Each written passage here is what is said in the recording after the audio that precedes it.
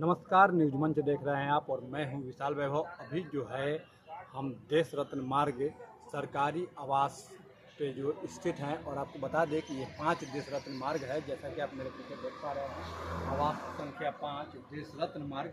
और ये आवास जो है बिहार के पूर्व मुख्यमंत्री नेता जो कि वर्तमान में अभी नेता प्रतिपक्ष हैं तेजस्वी यादव, उनके नाम पे अलॉट था। लेकिन जो है जब तेजस्वी यादव ये आवास को खाली किए तो बताया जा रहा है कि जो है सरकारी जो संपत्तियाँ थी, यानी जो एसी, सोफ़ा, यहाँ तक कि नल का जो है टोटी, वो सारा चीज़ जो है वो यहाँ से खोल कर ले गए।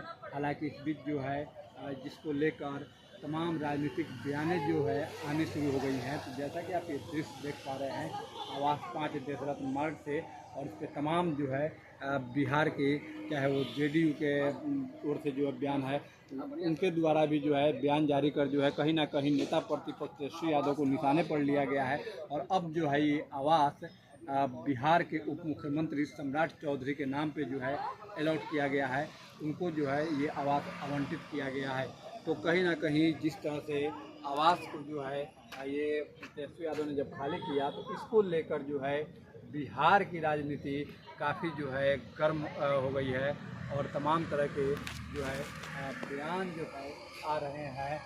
तो आप जैसा कि ये दृश्य देख पा रहे हैं और यहाँ आवास 5 का जो है देश रत्न मार्ग का ये दृश्य, तो अब देखना है कि जिस तरह से जो ये आवास को खाली तेजस्वी यादव ने किया है और इसके बाद बिहार की राजनीति गर्म हुई है, तो आगे आने वाले जो है क्या कुछ जो है इस पे प्रतिक्रियाएं और भी आती हैं, क्योंकि राजनीति पारा बढ़ेगी इतना तो ये स्पष्ट है आपको। लेकिन इस आवास से जुड़ी हुई एक और जो है दिलचस्प जो बात है, जो रोचक बात है कि इस आवास में अभी तक जो भी आए, जो भी रहे, उनका कार्यकाल भी जो है पूरा नहीं हो पाया है।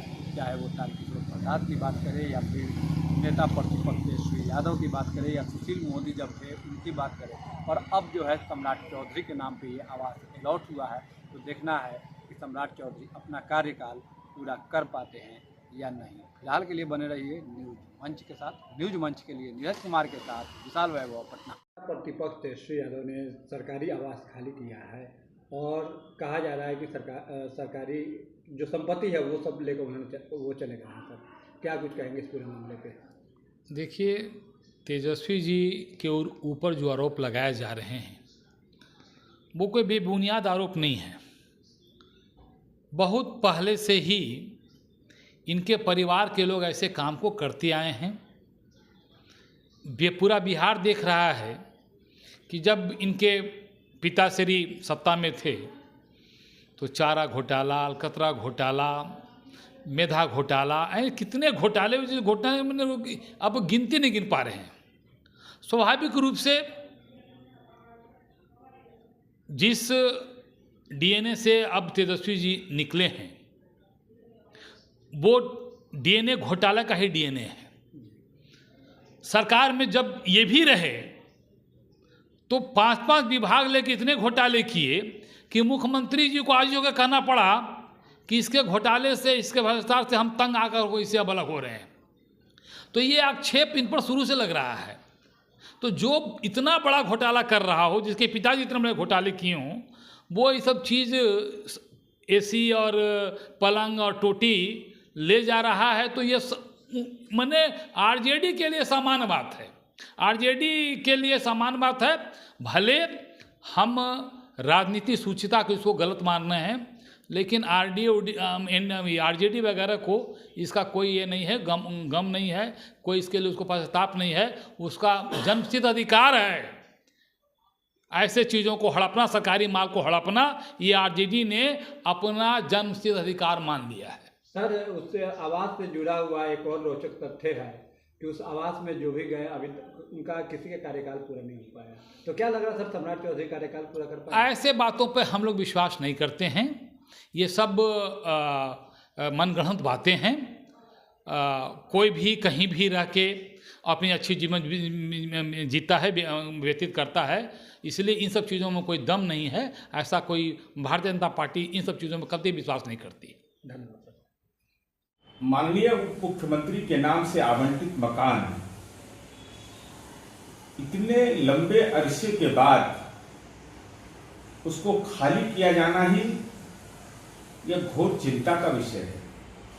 और जो जिस ढंग के आरोप लग रहे हैं, जिनको मकान आवंटित हुआ उनके कर्मी आरोप लगा रहे हैं कि माननीय तेजस्वी यादव के जो भी उनके अधीनस्थ काम करने वाले हैं, उन लोगों ने पुराना एसी लगा दिया, नया एसी खोल करके सोफा बदल लिया। ये कैसा राजनीति का संस्कार है? और वो सरकार की संपत्ति है, जनता की गाड़ी कमाई उसमें खर्च होती है। तो हम तो उम्मीद करते हैं कि जिनको भी मकान आवंटित हुआ है, माननीय सम्राट चौधरी जी, इसको गंभीरता से संज्ञान लीजिए। और अगर यह सच है तो यह निश्चित रूप से कहा जा सकता है कि राजनीति के गिरते हुए स्तर का ये इससे निकृष्ट उदाहरण कुछ हो ही नहीं सकता। श्री तेजस्वी यादव जी ने जो उप मुख्यमंत्री रहते हुए बंगला मिला था उसे खाली कर दिया। अब बीजेपी घटिया सियासत कर रही है, ओछी राजनीति कर रही है। अब कह रही है कि तेजस्वी यादव जी एसी खोलकर चले गए, बेड लेकर चले गए। इसी से पता चलता है ये तेजस्वी यादव जी के फोबिया से ग्रसित हैं। इतना गिरा हुआ राजनीति, निचले स्तर पर राजनीति बीजेपी ही कर सकती है, ये जनता सब देख रही है। अगर बीजेपी को चाहिए कि तेजस्वी यादव जी ही उनके बंगले में एसी लगा दें और बेड पहुंचा दें तो वो कर देंगे, लेकिन ये सियासत घटिया। तेजस्वी यादव जी जब पिछली बार अपना सरकारी आवास खाली कर रहे थे तो उस समय उस आवास में 24 एसी पाए गए थे, लेकिन इस बार उन्होंने जो आवास खाली किया है, इस आवास में एक भी एसी नहीं पाए गए हैं और अन्य भी जरूरी सरकारी सामान इसमें नहीं पाया गया है। इस पूरे घटनाक्रम में तेजस्वी यादव को स्वयं आकर के सामने सफाई देना चाहिए, नहीं तो ऐसा माना जाएगा कि तेजस्वी यादव की सहमति से इन सारे सामान उसमें से अनुपस्थित पाए गए हैं। पूरे घटनाक्रम पर स्वयं तेजस्वी यादव को आकर के सफाई देनी चाहिए।